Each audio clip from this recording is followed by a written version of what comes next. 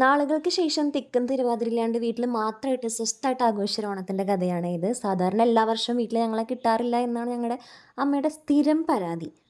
ഞങ്ങളുടെ ഈ ഭാഗങ്ങളിലൊക്കെ ഹിന്ദുസിൻ്റെ വീട്ടിൽ ഓണം കൊള്ളുന്ന ഒരു ചടങ്ങാണ് ഇത്. ഓണത്തിൻ്റെ അന്ന് വെളുപ്പിനാണ് ഈ ചടങ്ങ് നടക്കുന്നത്.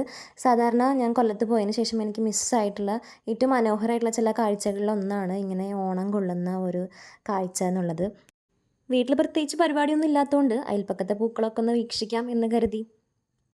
സ്കൂളും കോളേജൊക്കെ കഴിഞ്ഞതിന് ശേഷം പ്രത്യേകിച്ച് ജോലിയൊന്നും ഇല്ലാതെ വീട്ടിലിരിക്കുന്ന സമയങ്ങളിൽ ഓണാഘോഷങ്ങളൊക്കെ വളരെ ശോകമായിട്ട് തോന്നാറുണ്ട് കേട്ടോ. പിന്നെ പറയുകയാണെങ്കിൽ കല്യാണം കഴിഞ്ഞതിന് ശേഷം ഞങ്ങൾ ഒരുമിച്ചില്ലാത്ത ആദ്യത്തെ ഓണമാണ്. അതിൻ്റെ വിഷമം കൂടി എനിക്കുള്ളതുകൊണ്ട് ഞാനൊരു ഫോട്ടോ സെഷൻ എടുത്തങ്ങ് അത് തീർത്ത്.